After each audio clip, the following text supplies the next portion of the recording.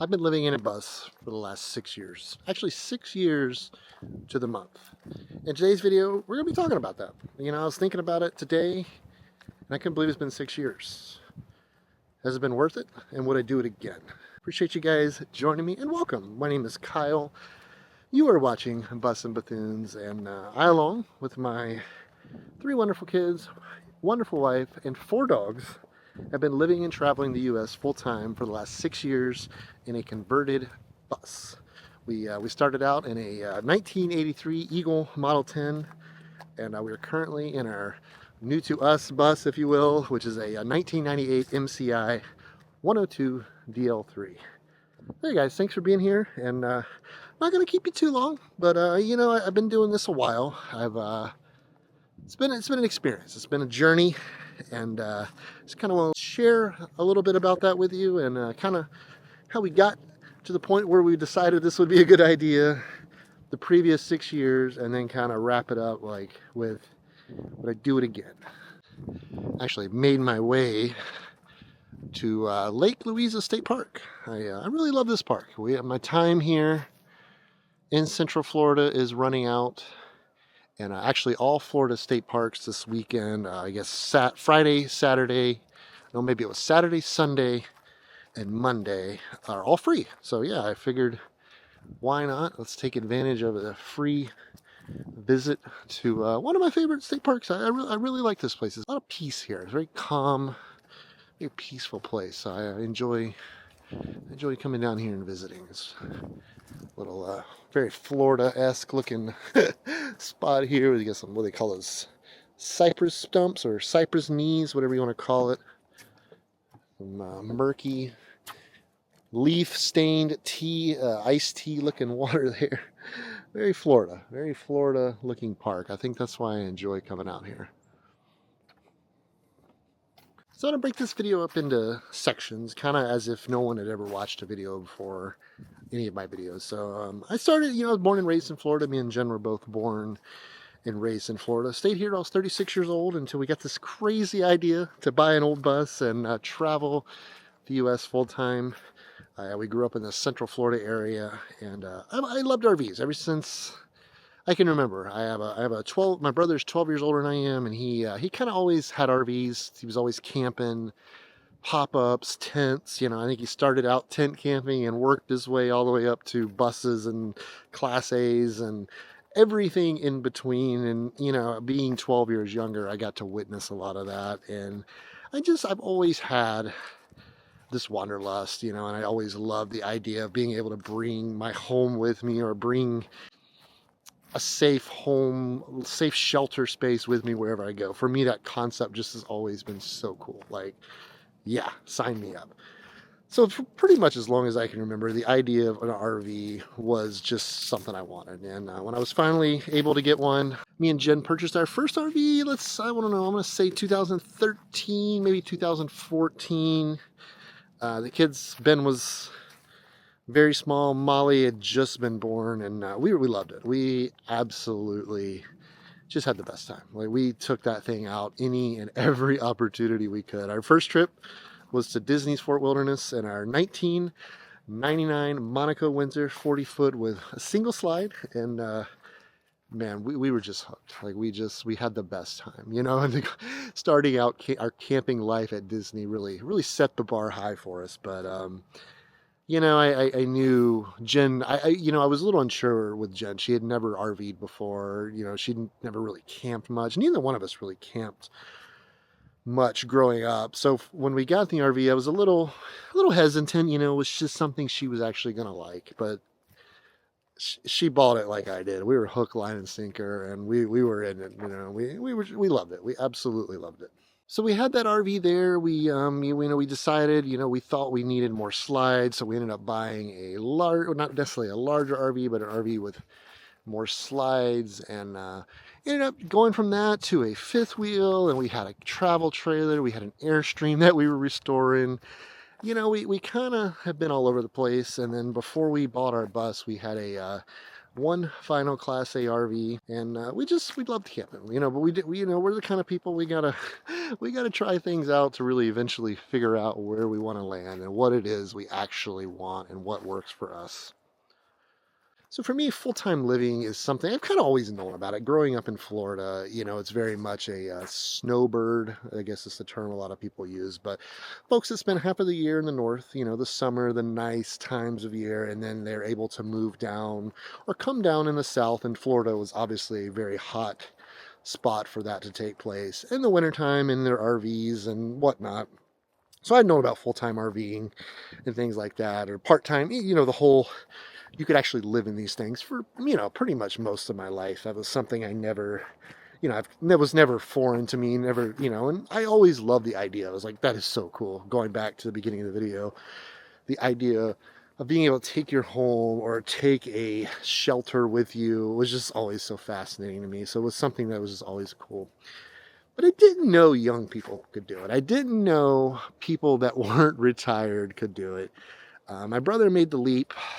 I'm not even going to throw dates out. So yeah, at some point, 2012, 13, 14, somewhere in that time frame, he sold his house, bought his bus. He bought a Bluebird Wander Lodge, and he hasn't really ever looked back. He's kind of had stints here and there where he's lived and rented a place for a little while, but he's kind of always gone back to RVs. And he introduced me to what is now a friend of ours, Eric at Nomadic Fanatic, and I started watching him. He's like, Steven's like, check this guy out. This is what he does. Him and Steven are fairly close in age. He's my age, and he travels the U.S. and just he films it and puts it on YouTube. I'm like, yes, sign me up. And that was kind of where that put the idea in my mind that, okay, this is something I want to do, you know. And I at the time, if you would have said I would do it 4 or 5 short years later, I would have said you're insane.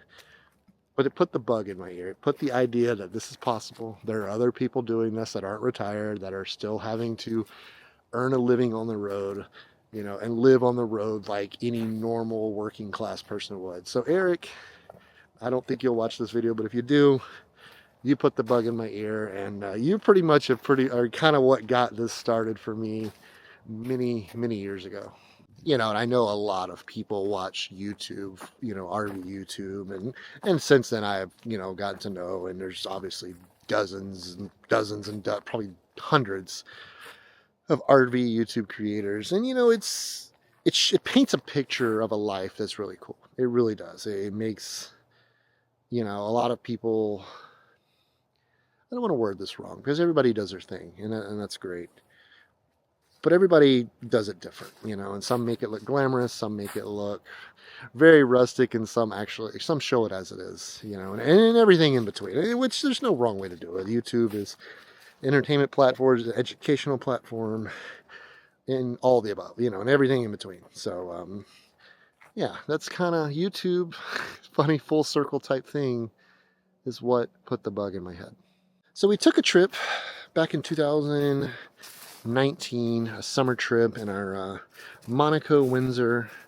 You know, life was very good in a lot of ways, but we were really also struggling in a lot of ways. We were struggling in our marriage. We were struggling, you know, just kind of in a lot of ways, as a family. And we took this trip, and we got back into summer. It was about a 6-week trip. You know, we were fortunate enough to be able to do that.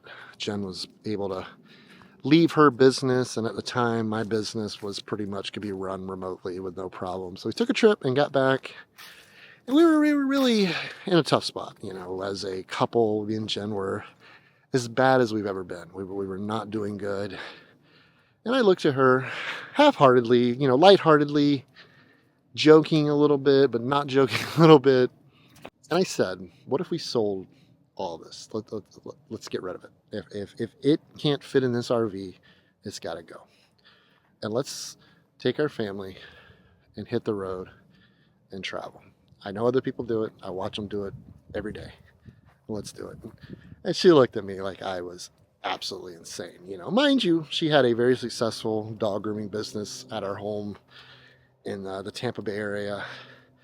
She had a network of friends. We had a life, a full life built, laid out for us that we were living every day. Or I don't know if I'd say the word living. We were going through the motions every day. But as a couple and as a family, we were drifting further and further apart. And she just kind of laughed it off, and we just kind of unloaded the RV and just kind of put everything away. And I kind of just forgot about it. Just honestly, I was like, okay, whatever. Back to life, back to the grind. A couple weeks later, she comes up to me and she's like, well, let's do it. Let's do what? Let's sell all this crap, everything we own that we cannot fit in that RV, and let's do it. What do we have to lose? We're at the end of our marriage. It's not working. Nothing's working. Everything is just, I don't even have a good word for it, but it's just not working. So that's what we did. At that moment, we made that decision as a couple. And for the next couple of months, we made this process happen quick. From decision to do it to actually moving in the bus was probably about a 6-month stretch. So we were not messing around. So as we decided to do this, we were like, so what do we do? What do we do? We want to go buy a fifth wheel so we can maximize our amount of living space. Do we want to keep what we currently have, which we had it was about a 35-foot older Monaco, but it's a very nice Class A drivable RV. Or what do we want to do? What is going to be the best option for our family? And my brother had been living in a bus for quite some time at this point, and he was like, why don't you check out buses? They're built for the road. They're built for, that's what they're built to do. And you can, and the appealing part is you can kind of lay it out however it is you want. So lo and behold, just a few short weeks later, I purchased a bus, sight unseen, up in, where was it at? I know it was in Virginia. Oh my gosh, I cannot believe I cannot, complete brain fart. Southern Virginia. I'll put it in the text here. So I flew up there, bought said bus, and we spent the next few months renovating it. And in February of 2020, we moved in it. And we have been living in a bus full-time for the last 6 years. We have traveled the U.S. pretty much nonstop ever since. The last couple of years we've slowed our travel down considerably for various reasons. But we've been to all of the lower 48 states except the state of Nebraska. Probably maybe check that one off this year. I don't know if 2026 might be the year that we finally get to the great state of Nebraska. But you know what? It's been a ride. The bus, when we moved in the bus, I don't know that what we were exactly thinking was going to happen. But every problem we had followed us. Every problem that we created for ourselves, individually and as a couple and as a family, followed us to that 300 square foot bus. And that first year, it was hard. It was very hard, but it was also magnificent because it was the start of something absolutely beautiful and something that was going to turn out to be one of the pinnacle, I'm trying to think of a word significant enough to use. One of the highlights of your life, when you're born, when you get your driver's license, when you graduate high school, when you graduate college, when you buy your first house, when you get married, when you have your first kid, things like that. This is that type of moment, at least for me. I don't want to speak for Jen, but I'm pretty comfortable that I could say for her too. It was just one of those decisions that would forever change the trajectory of my life in so many ways, and the first year or two were hard, because again, our problems, they didn't stay behind here in Florida. They loaded up in that bus, that 300 square foot vintage bus, and went with us. They weren't being left behind. And we spent the next 6 years and are currently still working through life. But man, it's made me into who I am today. And I've said that this on this channel before, is I'm happy and proud of the guy, the man, the friend, the husband, the father that I am today. And it wouldn't have happened without the bus. I truly, and I've thought about that a lot. Where would my life be at 40 years old had we not made the decision to live in a bus, to buy a bus, which still sounds absolutely nuts, and I've been called that for the last 6+ years. But man, what it has given me is just, you just can't even describe it. The way travel, it's like it reprograms your brain because you see the world very differently. A lot of people, I think I read somewhere recently, the average American will visit 8 states in their lifetime. And typically I believe, and this wasn't a statistic, but I would venture to say the majority of those 8 are within a vicinity or, connecting states to where they live. So U.S. is a big country. I mean, it's massive. I mean, it's huge. And there's cultures, there's subcultures, there's melting pots, there's rural places, there's urban places, and everything in between, from coast to coast, from Canada all the way down to the tippity bottom of Key West. And it's an immensely diverse place. And if you don't get out there and see it, at least for me, if I don't get anything else out of travel, I think that has given me more as far as a perspective on life, as far as perspective on people, as far as perspective on so many things. Travel's given me that. That bus has given me that. That buying that bus, getting far out of my comfort zone has given me that. If I would have stayed in Florida and if I would have just kept doing what I was doing, one, we would have ended up divorced. I mean, I think we will both could agree to that. Within probably a year, me and her both would have been divorced. Our kids would have been split into split homes. Yeah, and that's, nobody wants that. So I guess the other half to this video is, would I do it again? Yeah, I think it'd be a tragedy if I didn't. Would I do things differently? I mean, absolutely. I mean, that can be said for anything in life. We say it a lot on this channel, or I say it, hindsight is 2020. It's easy to be a couch critic. It's easy to sit there and look at your life when you've already lived it and say, yeah, if I would have done this, this, and this, I could have had this, this, and this, and vice versa. But yeah, it would have been an absolute tragedy if I would have not done this, and it was scary, doing this the first, that from that moment we decided we were going to do this, for that first few months on the road was very scary. We left everything we've ever known, our family, the stability of a home, the stability of good employment, good businesses, just everything. We left a very solid, what would be a good solid societal foundation, and we left it to live in an old vintage bus, with nine living beings. But I would absolutely do it again 100 times over. I have no regrets. I have no regrets with buying this bus, living in this bus, and building a unique life with my family. I honestly, at this point, could not imagine doing anything else. Now, in saying that, I don't necessarily know that I want to live in a bus the rest of my life. My ultimate goal is world travel. Like, that is the goal for me, at some point in the next decade, if if I'm able to make that happen, if we're able to make that happen as a family, as a collective group, then that's the goal for me. And I think Jen's definitely on board with that. And with the kids, it'll have to be, on an as-is basis with the kids, where we've never been one to push them to do anything they don't want to do.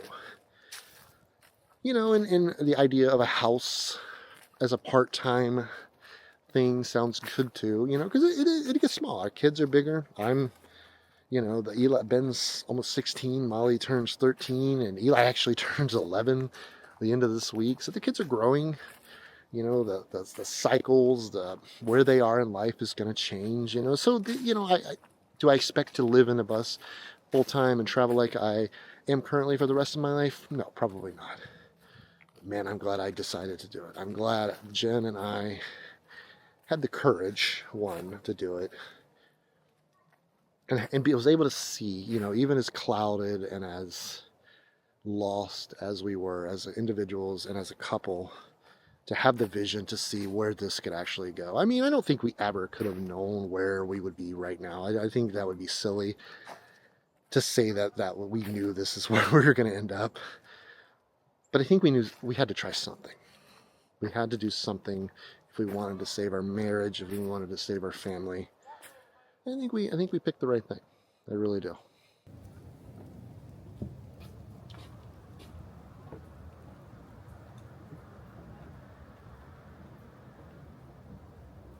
You know, as I mentioned earlier, of course, there's things I would have done differently, you know, but I thought it'd be kind of interesting to, you know, for help, to help someone else. Maybe someone else sees this video and is kind of thinking what we did. There's some slight things I would have done differently. One, I would have researched buses a little more. I would have paid an individual who was much more knowledgeable than me at the time, which could have been pretty much anyone. I knew next to nothing about buses. I mean, definitely not an expert at this point, but I know a whole heap more than I did 6 years ago. So that would have been my first thing. Have the bus inspected, because I probably wouldn't have bought the Eagle. To be honest with you, I love the Eagle. She'll always live in our heart. She is tattooed on Jen's body. But that bus cost us a lot of money right out of the gate, and just kind of had a lot of problems. And looking back, not saying I wouldn't have bought it, but I would have had to buy it at a substantially cheaper price than I did. Two, I would have gotten into therapy much quicker.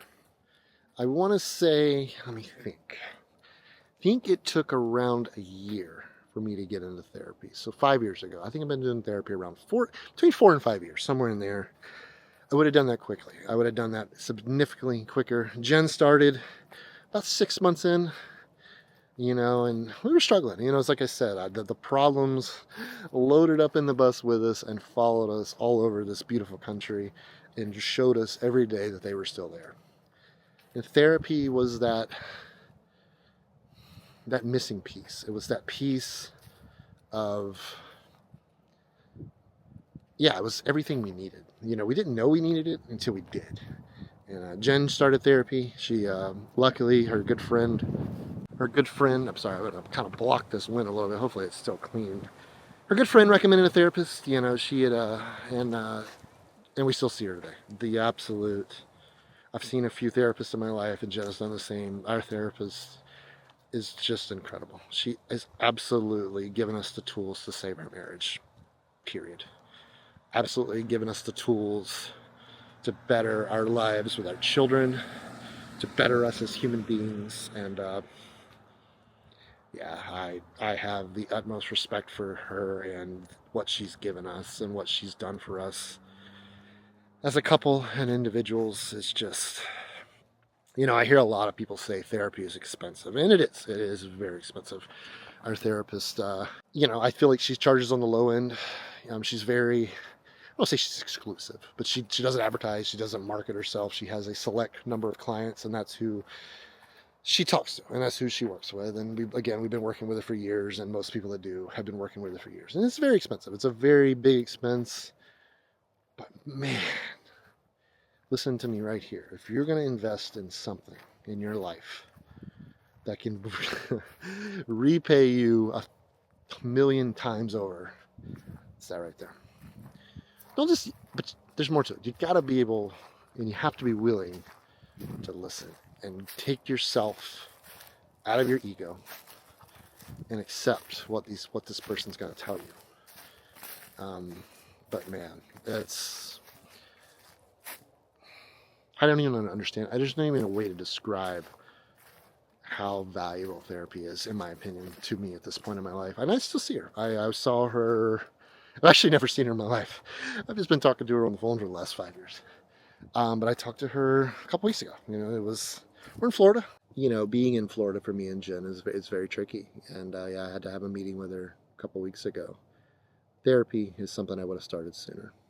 Well, I have made it back to the car. Lovely little walk here. I truly love coming here and just walking, especially when it's free. Like, I walked all over and I didn't run into one person. So for me, that's a good thing, especially when I'm filming a video. But yeah, guys, I hope you enjoyed this video. I hope you gained some insight in it. And if this is something you're wanting to do, if you're wanting, and not even living in a bus, if you're wanting to seek out an alternative lifestyle, you know, do it. Like it's like when we started out, we were like we had to build this safety net, or at least I did in my mind. I can always come back. I can always drive my little butt back to Florida, buy me another house, rent a house, an apartment, whatever, live in the bus, and go back to what I was doing. I can always go back to that. That's stuff. Society's not leaving. It's still there. So for me, that was a big thing, that I was like, you know what, if this, we said, let's give it a year. Let's give it a year and see what happens. See where this goes. And 6 years later, we're still doing it. So if you're scared, that's normal. It's a very scary thing. You're leaving, or at least in our case, we left behind pretty much everything we've ever known. Our families, our friends, the stability of careers and businesses, and a house that was we had literally our dream house that we had remodeled like 2 years prior. Had an incredible pool, incredible house, incredible yard, and a nice boat. I mean, Instagram wise, we were living the perfect life. We had everything. We had money. We had, yeah, everything. I mean, that most folks say, or that we're told our whole lives that we're supposed to have. Man, we were miserable. We were drowning. We were miserable. We were growing apart by the day, and it was the single best move I've ever made in my life. And I don't say that lightly. I think it was one of those significant moments in my life, like most, like getting married, having children. This is right up there with it. The significance that it's played on my life and my family's life is just unmatched. I can't imagine doing anything else making the choice at that time to do anything else that could have impacted my life the way this did. It doesn't have to be a bus. It doesn't have to be an RV. It doesn't have to be a tent. It doesn't have to be a car. But I think you got to break out of where your hometown. Whatever that means. I think you've got to try something else. Move to a foreign place. Move to a place you never considered living, or you never thought you could see yourself living. If you're in the South, move to the North. Immerse yourself in a culture, in a seasonal place, or in a place that is so foreign to you. That that's where you find yourself. That's where I found myself. That's where I was able to finally, after 30 something years, start to find myself, and I couldn't have done that without that bus. I could not have done it. It would not have happened for me. And, but for you, it could be anything. So that's what I say. You don't have to do what I did, but if you're looking for something, if you're lost, if you're drowning, if you feel the way I've described it earlier in this video, maybe it's time for you to do something similar. I challenge you, to at least look into it, to at least try it. You can always go home. You can always plug back into your old job. You can always buy another house. You can always rent another apartment. It's all going to be there. Your hometown's not going anywhere. So if you're looking for something, maybe if the right person lands on this video and sees it, hopefully they'll maybe can muster up the courage to try it. But yeah, guys, I appreciate you joining me today. As always, I like these videos. Hopefully some of you do too. It was on my heart. I was thinking today.